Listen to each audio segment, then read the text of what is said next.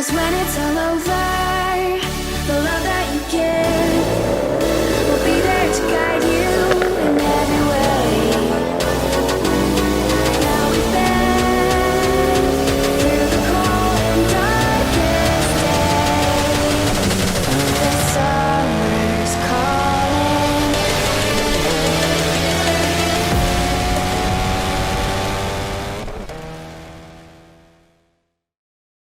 Hi, welcome back to UCARS. This is Nick. So we are now on part 2. I know we just kind of ended up abruptly because it was kind of getting late for his car. Today we're going to be doing his intercooler. Everybody knows how to do that already. I showed you in the last video, which is Ashton's video, or with his RS when we did his intercooler, which the mounts broke. His is easy. It's a Mountune intercooler. You'll get to see that. And then of course today we'll do his fluids, which I have on the side over there.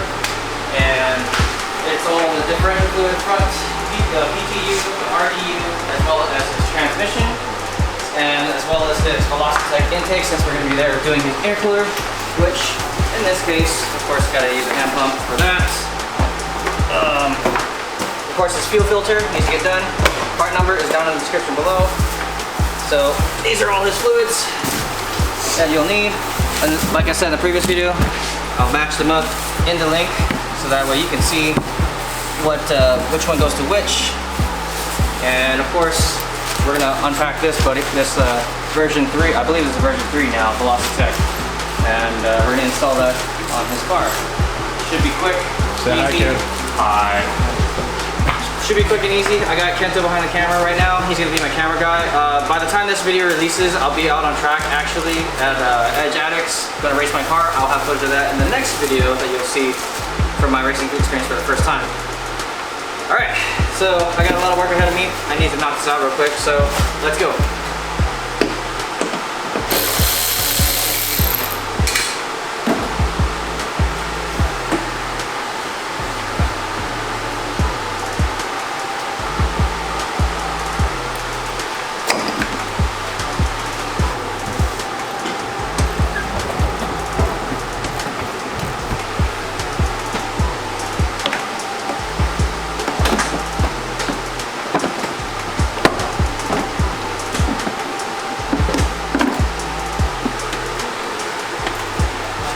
Stuff back so I don't forget them. That's why I put it back. Oh, what the heck? Wow. Well, I just discovered that whoever had this car before broke one of the mounts for your bumper. So this side wasn't really, I mean, it's there, it's being held, but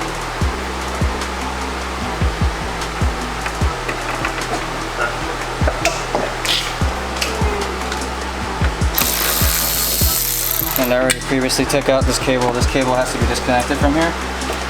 So if it's stuck in there, of course, this is how you install it. It's typically in like this. This is usually in there, but I already pulled it out. So what I'll do is you push it back, pull the cable out through this hole right here. There's a larger hole here, and then you have a little notch. Like, oh, there you go. That's disconnected. You have to disconnect that, or you're just going to be fighting that cable. Not fun.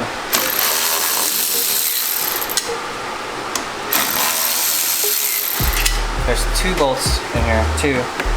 One here, where you see this, where this plastic is, right? Opposite of that, on the inside of this spacer, there's 2 bolts that are 10mm. You stick it in there. All you're doing is loosening it off maybe a few turns, and then you should be able to pull this tab out, which actually looks like you pull it out already on this one. So this top side's ready to come out. I just got to do the bottom one, which is down below, which you can kind of see. I'll point with the ratchet. It's right here. So this one right here. On the opposite side, so I have to reach in the wheel well through here, but I have to undo that first. It's got T30 Torx in here, as well as push pin fasteners, which is one right here. Not too bad. Oh, I gotta...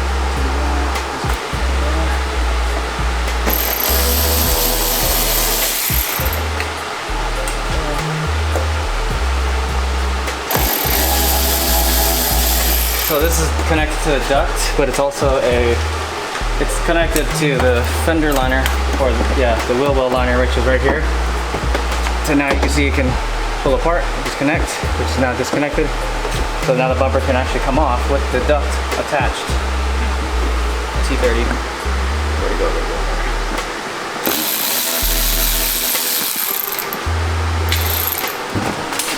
it off.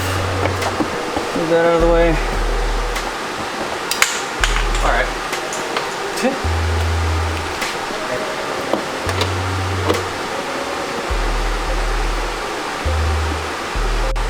So what are you taking off for now, Nick? The forward splash trace, that's what this is right here.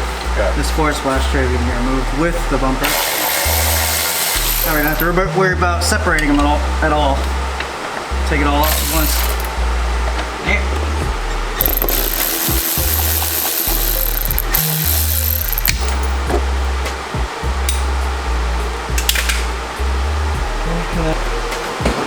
Be careful when you do this. You have a wire harness on this side. This is the driver's side. Undo it. Man, you got road debris in there, buddy. Oh shit. Yeah. Come on,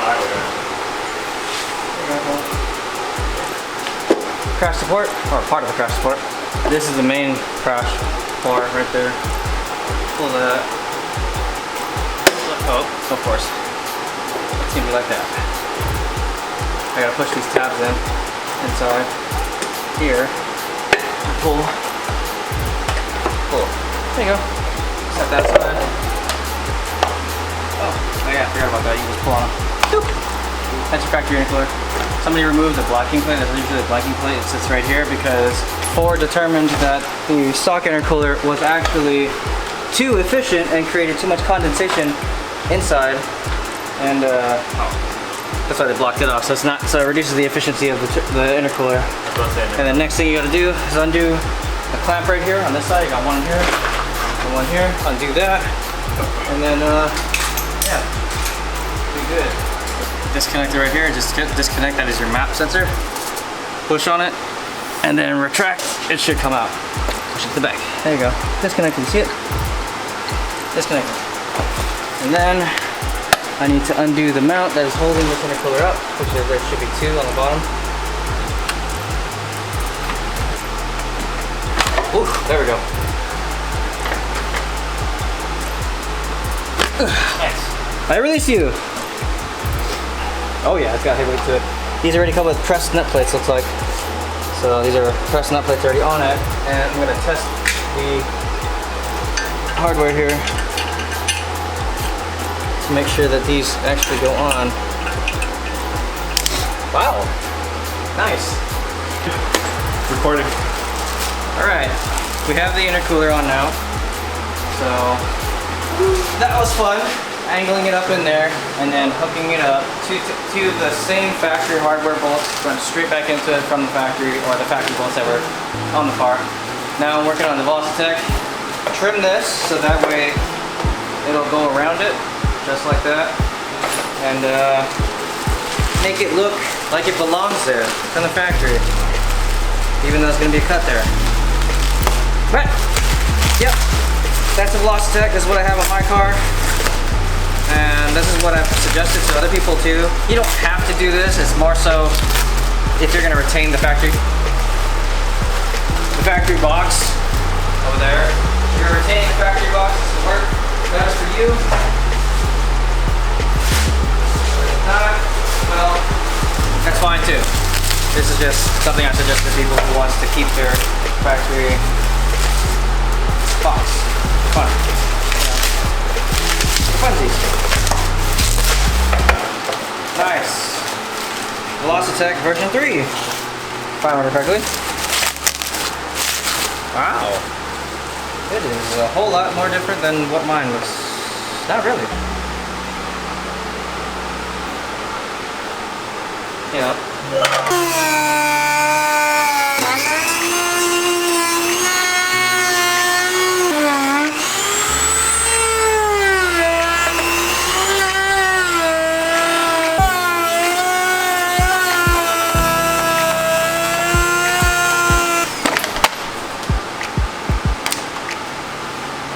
You like it?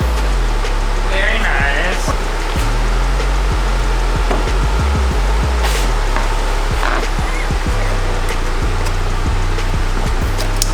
There you go. There you go. Positive click. Now you can go in. Boom.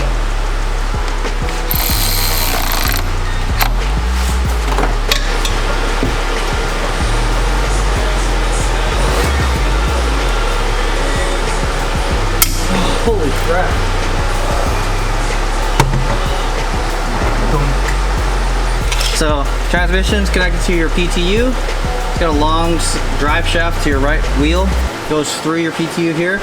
There's also a centerline drive shaft that goes all the way back to the RDU, which you're going to see later on. But right now I'm just draining out the fluid on the PTU because it was right around that time.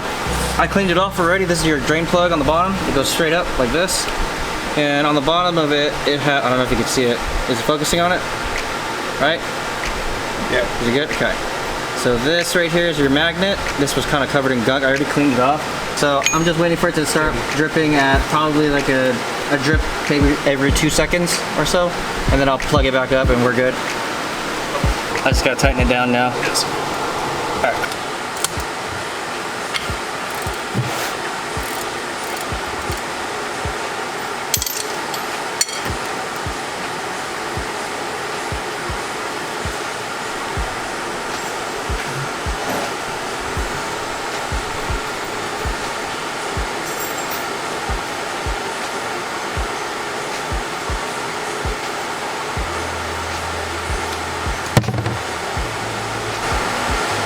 Not bad.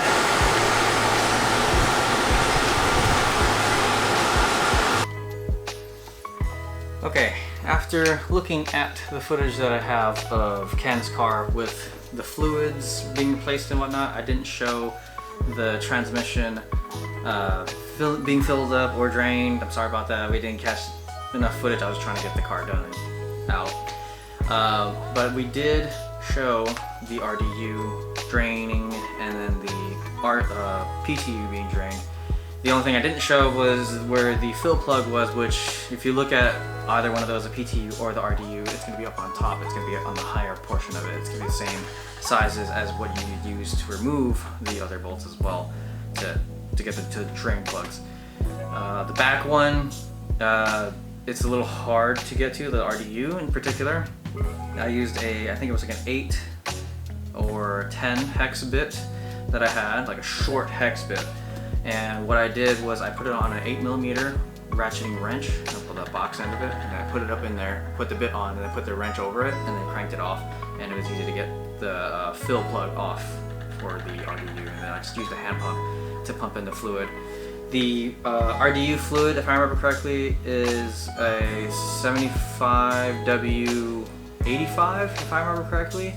If not, I'm gonna link it down below what fluid that was, but I really hope that you guys enjoyed that video. I it was a little rushed, I know, but it was a good video that I hope that everybody else enjoyed it as well. If so, go ahead and hit that like button. Go ahead and hit that subscribe. Also, please share, because that's how we're gonna get more people to watch these videos, which I hope you really enjoyed. Other than that, here's a couple bloopers from the end of filming and whatnot, or having fun in between. So here's a couple bloopers as we go. But yeah, this is Nick from UCARS. I will see you guys later. You know what, here, that's it. I'm done. End the video. We're done. You're done. I'm just kidding.